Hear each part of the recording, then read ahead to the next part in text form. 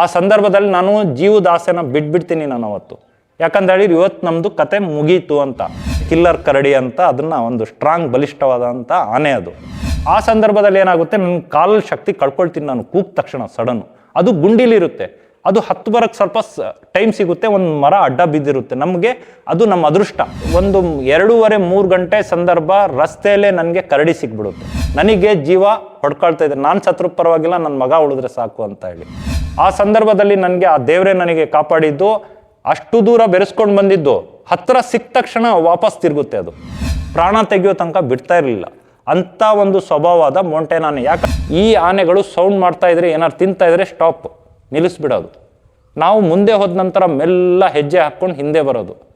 ಏನು silent killer ಅಂತಾರಲ್ಲ, ಆ ರೀತಿ ಅಟ್ಯಾಕ್ ಮಾಡೋದು ನಮ್ಮ ಕರಡಿ ಮೌಂಟೇನ್ ಎಲ್ಲ. ಮೊಬೈಲ್ ಶಬ್ದ ಬಂದರೆ ಸಾಕು, ಸೈಲೆಂಟಾಗಿ ಯಾವ ರೀತಿ ಬೆರೆಸೋದು ಅಂತ ಹೇಳಿದ್ರೆ, ನೀವು 1000 ಮೀಟ್ರ್ ದೂರ ಓಡಿದ್ರು ಬೆರೆಸ್ಕೊಂಡೇ ಹೋಗೋದು. ಸರ್, ನಿಮ್ಮ ಮೇಲೆ ಆನೆ ದಾಳಿ ಆಗಿಲ್ವಾ ಯಾವತ್ತೂ? ಆಗಿದೆ ಸರ್, ಒಂದು 4-5 ಸತಿ ಆಗಿದೆ. ಕಾಡಾನೆ ಅಂತ ಹೇಳಿದರೆ ಹತ್ತಿರ ಹೋಗೋಕ್ಕೆ ಭಯ ಈಗ. ಯಾಕಂತ ಹೇಳಿದರೆ ಸ್ವಲ್ಪ ಜನ ಒಂದು ವಿಡಿಯೋ ಹುಚ್ಚಿರುತ್ತೆ. ಒಂದು ಕಾಡಾನೆಗಳು ಆನೆ ಅಂತ ಹೇಳಿದರೆ ಸ್ವಲ್ಪ ಆನೆ ಪ್ರೇಮಿಗಳಿಗೂ ಕೂಡ ದೊಡ್ಡ ಗಾತ್ರದ ಆನೆ ಆಗಿರೋ ಒಂದು ಕಾಡಾನೆ ಹೇಗಿರುತ್ತೆ ಅಂತ ನೋಡೋದೇ ಒಂದು ಹುಚ್ಚಿರುತ್ತೆ. ಇನ್ನು ಸಫಾರಿಲಿ ಹೋಗ್ಬಿಟ್ಟು ಕಾಡೊಳಕ್ಕೆ ಹೋಗಿ ಆನೆಗಳನ್ನ ನೋಡೋದಕ್ಕೂ ಇಲ್ಲಿರುವಂಥ ಆನೆಗಳನ್ನ ನೋಡೋದಕ್ಕೂ ತುಂಬ ವ್ಯತ್ಯಾಸ ಇದೆ. ಯಾಕಂತ ಹೇಳಿದರೆ ಒಂದು ಬಂಡೀಪುರ ಆಗಿರ್ಬೋದು, ನಾಗರಹೊಳೆ ಆಗಿರ್ಬೋದು, ಮತ್ತು ಈ ಇನ್ನಿತರ ಜಾಗಗಳಲ್ಲಿ ಸಫಾರಿ ಹೋಗ್ತಾ ಇರುತ್ತೆ, ವೆಹಿಕಲ್ಗಳನ್ನ ನೋಡಿರುತ್ತೆ ಕಾಡಾನೆಗಳು. ಮತ್ತು ಹುಲಿ ಚಿರತೆನೇ ಆಗಿರ್ಬೋದು, ಆ ವೆಹಿಕಲ್ಗಳನ್ನ ಮತ್ತು ಸ್ವಲ್ಪ ಜನಗಳನ್ನ ಕೂಡ ನೋಡಿರುತ್ತೆ. ಸ್ವಲ್ಪ ವೆಹಿಕಲ್ಗಳಿಂದ ಈಗ ಸಫಾರಿ ಏನು ನಡೆಯುತ್ತೋ ಆ ವೆಹಿಕಲಿಂದ ಕೆಳಗಿಳಿದ್ರೆ ಅವ್ರ ಮೇಲೆ ದಾಳಿ ಮಾಡುವಂಥ ಕೆಲಸನೂ ಕೂಡ ಆಗುತ್ತೆ. ಆದರೆ ಅದು ಸ್ವಲ್ಪ ಮಟ್ಟಿಗಾದರೂ ಜನಗಳಿಗೆ ನೋಡಿರುತ್ತೆ, ವಾಹನಗಳನ್ನ ನೋಡಿರುತ್ತೆ, ಎಲ್ಲ ಒಂದು ಗೊತ್ತಿರುತ್ತೆ. ಆದರೆ ಇಲ್ಲಿಯ ಒಂದೊಂದು ಕಾಡಾನೆಗಳು ಕಾಡಿಂದ ಹೊರಗೇನೆ ಬರಲ್ಲ. ತೋಟಗಳಿಗೆ ಬಂದ್ರೂ ಗುಂಪು ಬಿಟ್ಟು ಯಾವುದೇ ರೀತಿ ಸಿಂಗಲ್ ಆಗಿ ಓಡಾಡಲ್ಲ. ಸಿಂಗಲ್ ಆಗಿ ಓಡಾಡುವಂಥ ಕಾಡಾನೆಗಳೇ ನಮ್ಮ ಕ್ಯಾಪ್ಟನ್ ಭೀಮಾ ಆಗಿರ್ಬೋದು, ನಮ್ಮ ಕಾಡಾನೆ ಭೀಮಾ, ಮತ್ತು ಕರಡಿ, ಮತ್ತು ಈ ಕ್ಯಾಪ್ಟನ್ ಅನ್ನೋದು ನಮ್ಮ ಕೊಡಗು ಭಾಗದಿಂದ ಬಂದಿರುವಂಥ ಆನೆ ಅದು. ಮತ್ತು ಇನ್ನಿತರ ಒಂದು 4-5 ಕಾಡಾನೆಗಳು, ಪೆನ್ಸಿಲ್ ಕೋರೆ, ಇವೆಲ್ಲ ಏನು ಅಂದರೆ ಸ್ವಲ್ಪ ರಸ್ತೆಗೆ ಬರ್ತವೆ ಹೋಗ್ತವೆ. ಮತ್ತು ಇನ್ನೂ ಉಳಿದ ಆನೆಗಳು ಏನು ಬೀಟಮ್ಮ, ಭುವನೇಶ್ವರಿ, ಓಲ್ಡ್ ಬೆಲ್ಟು ಮತ್ತು ಬೀಟಮ್ಮ 2, ಇವೆಲ್ಲ ಕಾಡಾನೆಗಳು ಏನಂತ ಹೇಳಿದರೆ ಗುಂಪು ಬಿಟ್ಟು ಹೊರಗಡೆ ಬರಲ್ಲ. ಒಂದು ಕಡೆ ಇದ್ದರೆ ಸಂಜೆವರೆಗೂ, ರಾತ್ರಿ ಕತ್ಲಾಗೋವರೆಗೂ ರೋಡಿಗೆ ಬರಲ್ಲ. ಅಂಥದ್ರಲ್ಲಿ ಏನಂತ ಹೇಳಿದರೆ ಅದು ಜನಗಳಿಗೆ ನೋಡಿದರೂ ಕೂಡ ಒಂಥರ ಗಾಬರಿ ಆಗಿರುತ್ತೆ. ಯಾಕಂತ ಹೇಳಿದರೆ ಗಾಬರಿ ಅಂತ ಹೇಳಿದರೆ ನಮಗೇನೋ ಮಾಡಿಬಿಡ್ತಾರೆ ಇವರು, ನಮ್ಮ ಮಕ್ಕಳಿಗೇನೋ ಮಾಡಿಬಿಡ್ತಾರೆ ಅಂತ ಹೇಳ್ಬಿಟ್ಟು ತುಂಬ ಆಕ್ಟಿವ್ ಆಗಿರುತ್ತೆ. ಜನಗಳಿಗೆ ನೋಡಿದ್ರೆ ಸಾಕು ಬೆರೆಸುವಂಥ ಕೆಲಸನ ಮಾಡ್ತಾರೆ. ಅಂಥದ್ರಲ್ಲಿ ನಮಗೆ ಒಂದು ಸಂದರ್ಭದಲ್ಲಿ ನಮ್ಮ ಸೈಡಿಗೆ ಆನೆ ಬರೋ ಮುಂಚೆ ತುಂಬ ಆನೆ ಹುಚ್ಚು, ಎಲ್ಲೇ ಆನೆ ಇದ್ರೂ ನೋಡಬೇಕು ಅನ್ನೋದು ಒಂದು ಹುಚ್ಚು ಮೈಂಡಲ್ಲಿತ್ತು.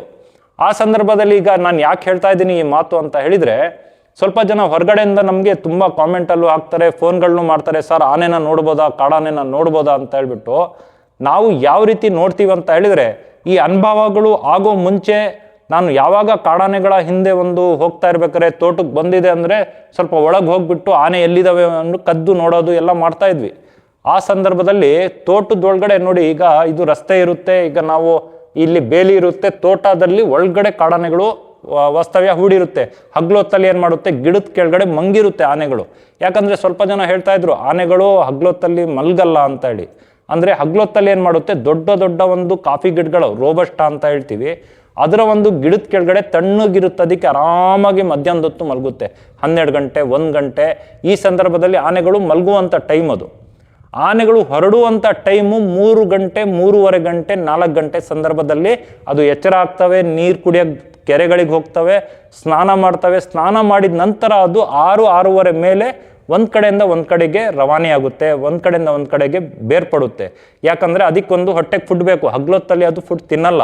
ಯಾಕಂದರೆ ಸಿಂಗಲ್ ಆನೆಗಳು ಮಾತ್ರ ಅದು ಫುಡ್ ತಿನ್ನೋಕ್ಕೆ ಒಂದು ಕಡೆಯಿಂದ ಒಂದು ಕಡೆ ಹಗ್ಲೊತ್ತಲ್ಲೇ ಹೋಗ್ತಾ ಇರ್ತವೆ. ಯಾಕಂದರೆ ಅದು ಯಾರಿಗೂ ಭಯ ಪಡಲ್ಲ, ಜನಗಳಿಗೂ ಭಯ ಪಡಲ್ಲ, ಇನ್ನು ವಾಹನಗಳಿಗೂ ಭಯ ಪಡಲ್ಲ. ಯಾರಾದರೂ ಅಡ್ಡ ಬಂದರೆ ಅವ್ರಿಗೆ ನಾವು ಹೊಡೆದಾಕ್ತೀವಿ ಅನ್ನೋದು ಒಂದು ಕರಡಿ ಅಂತಹ ಸ್ವಭಾವದ ಆನೆಗಳು, ಒಂಟಿ ಆನೆಗಳು.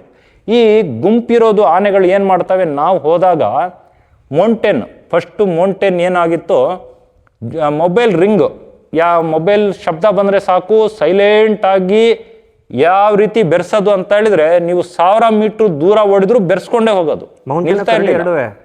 ಮೌಂಟೇನು ಅಷ್ಟೇ, ಕರಡಿನೂ ಅಷ್ಟೇ. ಅದು ಎರಡೂ ಒಂದೇ ಜೊತೆಗಾರರು. ಯಾವುದು? ಗುಂಡ, ಕರಡಿ, ಮೌಂಟೇನು ಮತ್ತು ಮತ್ತೂರು ಅಂತಾಯಿತು. ಇವೆಲ್ಲ ಒಂದೇ ಜೊತೆಗಾರ ಆಗಿದ್ದು, ಒಂದೇ ಫ್ರೆಂಡ್ಸು, ಒಂದು ಟೀಮ್ ಅದು. ಆ ಟೀಮ್ ಅಂದರೆ ಎಲ್ಲದಕ್ಕೂ ಒಂದು ಐಡಿಯಾ. ಏನು? ಮೊಬೈಲ್ ರಿಂಗ್ ಒಂದು.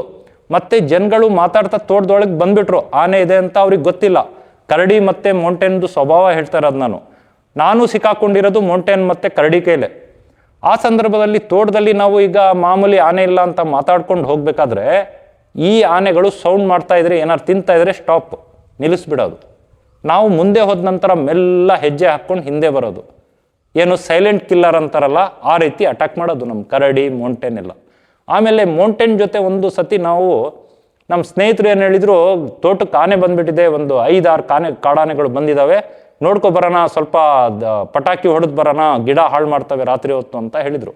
ಸಂಜೆ ಒಂದು 5 ಗಂಟೆ ಸಮಯ ಇ ಟಿ ಎಫ್ ಸಿಬ್ಬಂದಿಗಳು ಕೂಡ ಇದ್ದಾರೆ. ಅವರು ಹೆಜ್ಜೆ ನೋಡ್ತಾ ಮುಂದೆ ಹೋಗ್ತಾರೆ. ನಾವು ಕೂಡ ಅವರೊಟ್ಟಿಗೆ ಹಿಂದೆ ಹೋಗ್ತೀವಿ.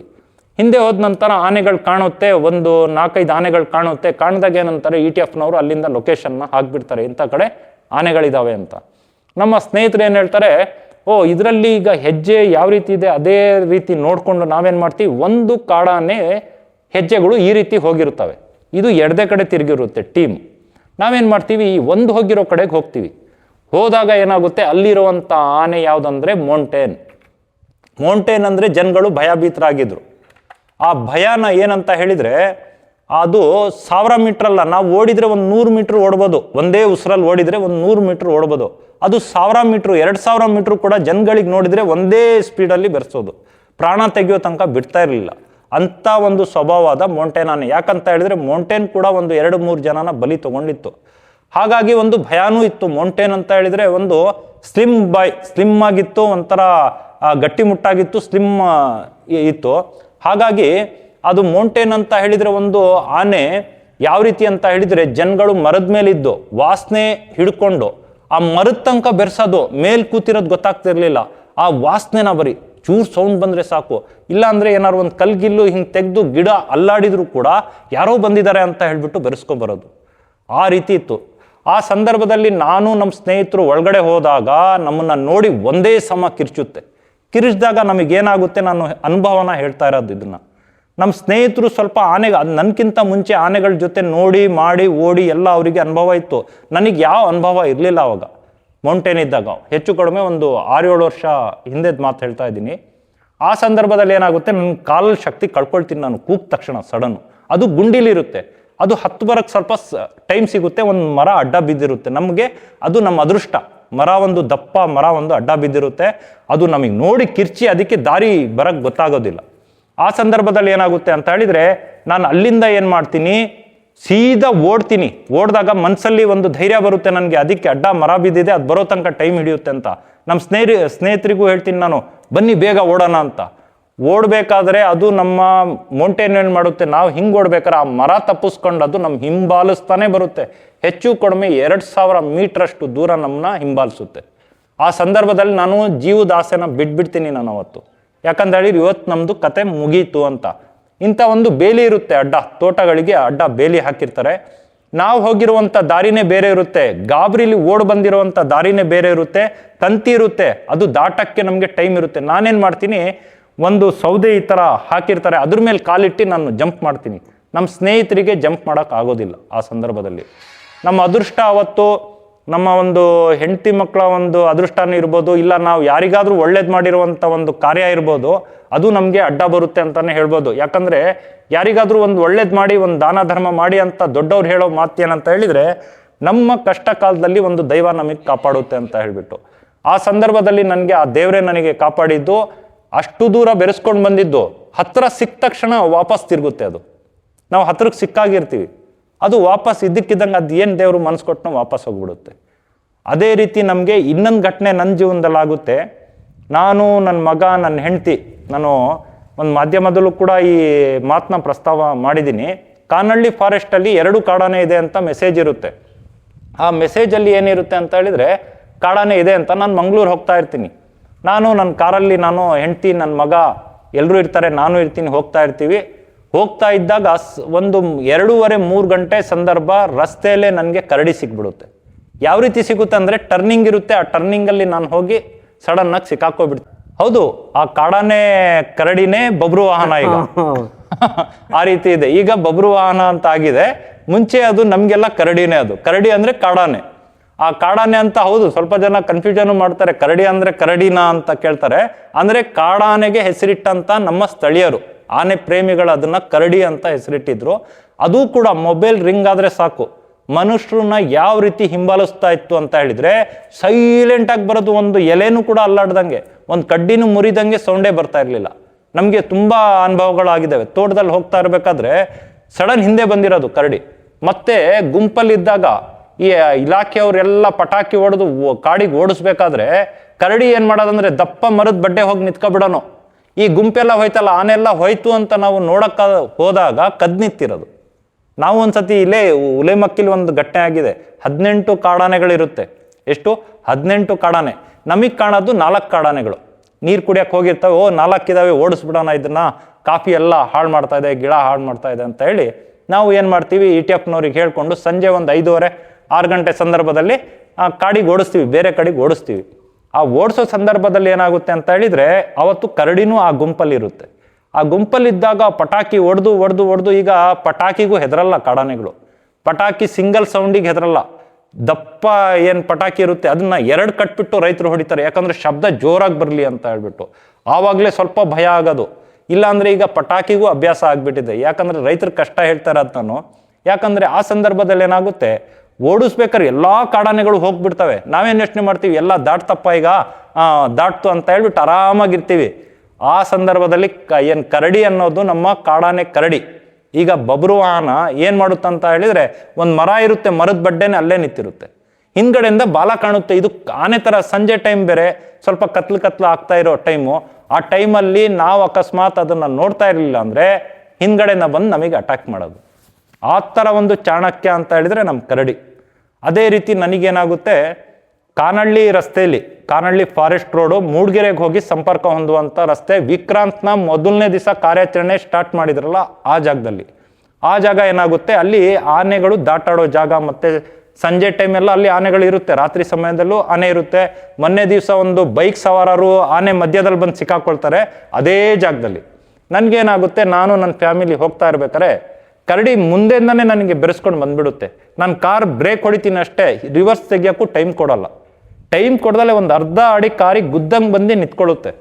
ನಿಂತ್ಕೊಬಿಟ್ಟು ಮತ್ತೆ ನನ್ನ ಹತ್ರ ಬರುತ್ತೆ. ಒಂದು ಕಾಲು ಮುಂದ್ಗಡೆ ಇಟ್ಟಿರುತ್ತೆ. ನಾನು ರಿವರ್ಸು ಹೋಗೋಕ್ಕಾಗಲ್ಲ, ಮುಂದೇನೂ ಹೋಗೋಕ್ಕಾಗಲ್ಲ. ಆ ಒಂದು ಇದರಲ್ಲಿ ನಾನು ಸಿಕ್ಕಾಕೊಳ್ತೀನಿ. ನಾನು ಗಾಬರಿ ಆಗಲ್ಲ. ನನ್ನ ಮಿಸಸ್ಸು ಮತ್ತು ನನ್ನ ಮಗ ಸೈಲೆಂಟ್ ಆಗಿಬಿಡ್ತಾರೆ, ಸ್ಟ್ರಕ್ ಆಗಿಬಿಡ್ತಾರೆ. ಆನೆ ಅಷ್ಟು ದೊಡ್ಡ ಆನೆನ ಯಾವತ್ತೂ ನೋಡಿರಲ್ಲ ಅವರು, ಸಾಕಾನೆನ ನೋಡಿದ್ದಾರೆ. ಆದರೆ ಈ ಥರ ಬೆರೆಸ್ಕೊಂಡು ಬಂದು ಒಂದು ಅಟ್ಯಾಕ್ ಮಾಡುವಂಥ ಬಂದಂಥ ಆನೆ ಭಯಪಟ್ಟು ಏನು ಮಾಡ್ತಾರೆ, ಮೈಂಡ್ ಸ್ಟ್ರಕ್ ಆಗಿ ಹೋಗುತ್ತೆ. ನಾನೊಬ್ಬನೇ ಆಕ್ಟಿವ್ ಇರೋದು. ನಾನು ಗಾಡಿನ ಆಫ್ ಮಾಡಲ್ಲ, ಹಾರನ್ ಹೊಡಿಯಲ್ಲ, ಏನು ಕಿರ್ಚಾಡಲ್ಲ. ಮಿರೇರ್ ನಂದು ಗ್ಲಾಸ್ ನಾನೇನು ಮಾಡ್ತೀನಿ, ಅರ್ಧ ಇರುತ್ತೆ, ನಾನೇನು ಮಾಡ್ತೀನಿ, ಮೆಲ್ಲ ಹತ್ತಿಸ್ತೀನಿ. ಆ ಗ್ಲಾಸ್ ಹತ್ರನೇ ಈ ಆನೆ ಇರುತ್ತೆ. ಕೈ ಹಾಕಿದರೆ ಆನೆ ಸಿಕ್ಕುತ್ತೆ ನನಗೆ. ಆ ಸಂದರ್ಭದಲ್ಲಿ ಒಂದ್ಸತಿ ಹಿಂಗಂತ ಇರುತ್ತೆ, ಮತ್ತೆ ನಿಲ್ಲುತ್ತೆ. ನನಗೆ ಜೀವ ಹೊಡ್ಕೊಳ್ತಾ ಇದೆ, ನಾನು ಸತ್ರು ಪರವಾಗಿಲ್ಲ, ನನ್ನ ಮಗ ಉಳಿದ್ರೆ ಸಾಕು ಅಂತ ಹೇಳಿ. ಅಂಥ ಒಂದು ಸ್ಥಿತಿಗೆ ನಾನು ಬಂದ್ಬಿಡ್ತೀನಿ. ಇನ್ನೂ ಒಂದು ಮನಸ್ಸಲ್ಲಿ ಆಲೋಚನೆಗಳು 5 ನಿಮಿಷದಲ್ಲಿ 100 ಆಲೋಚನೆಗಳು ಬಂತು. ಈಗ ಪಲ್ಟಿ ಮಾಡಿದ್ರೆ ನನ್ನ ಮಗನಿಗೆ ಹೆಂಗೆ ಉಳಿಸೋದು, ಈಗ ಕಾರ್ನ ಪಲ್ಟಿ ಮಾಡಿಬಿಟ್ರೆ ಯಾವ ರೀತಿ ಉಳಿಯೋದು ಅನ್ನೋದು ಒಂದು ಮನಸ್ಸೊಳಗೆ. ಆದರೂ ನಾನು ಗಾಬರಿ ಆಗಲ್ಲ. ನಾನು ಅದೇ ರೀತಿ ಕ್ಲಚ್ಚು ಬ್ರೇಕಲ್ಲಿ ಮೇಂಟೈನ್ ಮಾಡ್ಕೊಂಡಿರ್ತೀನಿ. ಆಮೇಲೆ ನಾನು ಸುಮ್ಮನೆ ನಿಂತಾಗ ಒಂದು 5 ನಿಮಿಷದಲ್ಲಿ ಮತ್ತೆ ಒಂದು ಕಾಲು ತೆಗೆದುಬಿಟ್ಟು ಸೈಡಿಗೆ ನಿಲ್ಲುತ್ತೆ ಕರಡಿ. ಕರಡಿ ಅಂದರೆ ನಮ್ಮ ಬಬ್ರು ವಾಹನ. ಮುಂಚಿತವಾಗಿ ಕರಡಿ, ಕಿಲ್ಲರ್ ಕರಡಿ ಅಂತ ಅದನ್ನು ಒಂದು ಸ್ಟ್ರಾಂಗ್ ಬಲಿಷ್ಠವಾದಂಥ ಆನೆ ಅದು. ಆವಾಗ ಗಾಳಿ ಆಡಿಸ್ಕೊಂಡು ಸುಮ್ಮನೆ ನಿಂತ್ಕೊಳ್ಳುತ್ತೆ ಕರಡಿ. ಅದಕ್ಕೂ ಗೊತ್ತಾಗುತ್ತೆ ಇವ್ರು ನನಗೇನು ಮಾಡೋಕ್ಕೆ ಬಂದಿಲ್ಲ, ಸಿಕ್ಕಾಕೊಂಡ್ರೆ ಸರೆಂಡರ್ ಆಗಿದ್ದೀನಿ. ಸರೆಂಡರ್ ಆದರೆ ಪೊಲೀಸ್ನವರು ಬಿಟ್ಬಿಡ್ತಾರೆ, ಕರ್ಕೋಗಿ ಏನು ಕಾನೂನು ಕ್ರಮ ತಗೊಳ್ತಾರೆ. ಅದೇ ರೀತಿ ನಮ್ಮ ಕರಡಿನೂ ಕೂಡ ನಾವು ಸರೆಂಡರ್ ಆದಮೇಲೆ ನಮಗೆ ಸುಮ್ಮನೆ ಬಿಟ್ಬಿಟ್ಟ. ಅದ್ರ ಮೇಲೆ ನಾನೇನು ಮಾಡ್ತೀನಿ, ಸಡನ್ನಾಗಿ ಮೂವ್ ಮಾಡ್ತೀನಿ ಮುಂದಕ್ಕೆ ಹೋದಾಗ ಮತ್ತೆ ಹಿಂಗನ್ನುತ್ತೆ, ಮತ್ತೆ ಕಾಡೊಳಗೆ ಹೋಗುತ್ತೆ. ಅದೊಂದು ಸಂದರ್ಭ. ಮತ್ತೆ ಇನ್ನೊಂದು, ಇದೇ ಜಾಗದಲ್ಲಿ ಏನು ನಾವು ಕೂತಿದ್ದೀವಿ ಇದೇ ಭಾಗದಲ್ಲಿ ಕಾಡಾನೆಗಳು ಇದ್ದಾವೆ ಅಂತ ಮೆಸೇಜ್ ಇರುತ್ತೆ. ಮೆಸೇಜ್ ಅಂದರೆ ನಾವು ಮುಂಚಿತವಾಗಿ ಹೋಗಿದಂಥ ಜಾಗ ಭೈರದೇವರ ಗುಡ್ಡ, ಬಾಳ್ಗುಲಿಲಿ ಅಂತ. ಇಲ್ಲಿ ನಮ್ಮ ಸ್ನೇಹಿತರು ಎಲ್ಲ ಕಾಫಿ ಮೆಣಸು ತೊಗೊಂಡೋಗಿ ಕುಯ್ದಿರ್ತಾರೆ ನೋಡಿ. ಈಗ ಜನ ಇರ್ತಾರೆ, ಕಾಫಿ ಮೆಣಸು ಕುಯ್ದಿರ್ತಾರೆ. ಆ ಸಂದರ್ಭದಲ್ಲಿ ತಗೊಂಡು ಹೋಗಬೇಕು. ಈಗ ಸಂಜೆ ಆಗಿಬಿಡುತ್ತೆ, 6-6:30 ಗಂಟೆ ಆಗಿಬಿಡುತ್ತೆ.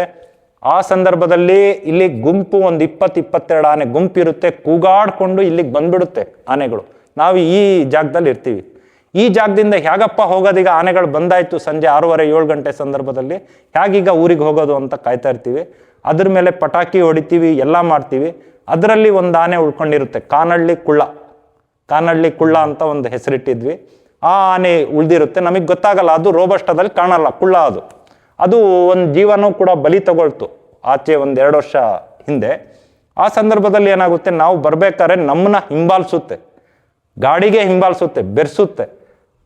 ಒಂದು ಘಟನೆಗಳು ಆ ಥರ. ಈಗ ನಾವು ನಮ್ಮ ಎಲ್ಲ ಒಂದು ಅಭಿಮಾನಿಗಳಿಗಾಗಿರ್ಬೋದು, ಜನಗಳಿಗೂ ಏನು ಹೇಳಕ್ಕೆ ಇಷ್ಟಪಡ್ತೀವಂದರೆ, ಕಾಡಾನೆನೇ ಇರುತ್ತೆ. ನಾವು ಎಷ್ಟು ಸೇಫ್ಟಿಲಿ ನೋಡ್ಬೇಕಂದ್ರೂ ನಾವು ಇಲಾಖೆಯವ್ರ ಜೊತೆಗೆ ಹೋಗ್ತೀವಿ, ಇಲ್ಲ ನಮ್ಮ ಸ್ನೇಹಿತರುಗಳ ತೋಟಕ್ಕೆ ಬಂದರೆ, ಈಗ ನಮಗೆ ಅನುಭವ ಆಗಿದೆ. ನಾವು ತಲೆಗಟ್ಟಿದೆ ಅಂದರೆ ಒಂದು ಗಾದೆ ಹೇಳ್ತಾರೆ, ಬಂಡೆಗೆ ಚಚ್ಕೋಬಾರ್ದು ಅಂತ. ಅದೇ ರೀತಿ ನಮ್ಮ ಒಂದು ಪರಿಸ್ಥಿತಿ, ನಮ್ಮ ಕಾಲಿಗೆ ಯಾವ ರೀತಿ ಇರುವೆ ಸಿಕ್ಕಿದ್ರೆ ಯಾವ ರೀತಿ ನುಸುಳ್ತೀವೋ, ಕಾಡಾನೆ ಕೈಗೆ ನಾವು ಸಿಕ್ಕಿದ್ರು ನಮ್ಮದು ಎಲ್ಲ ಮುಗಿಸ್ಬಿಡುತ್ತೆ ಕಾಡಾನೆ. ಹಾಗಾಗಿ ಎಲ್ಲರೂ ಕೂಡ ಕಾಡಾನೆ ನೋಡಿದಲ್ಲಿ ಸ್ವಲ್ಪ ಜಾಗೃತೆ ವಹಿಸಿ, ದೂರದಿಂದ ವಿಡಿಯೋ ಮಾಡಬೇಕಾ, ದೂರದಿಂದ ಫಸ್ಟು ನಮ್ಮ ಪ್ರಾಣ, ಆಮೇಲೆ ನಮಗೆ ಕಾಡಾನೆ ನೋಡೋದೊಂದು ಆಸೆ.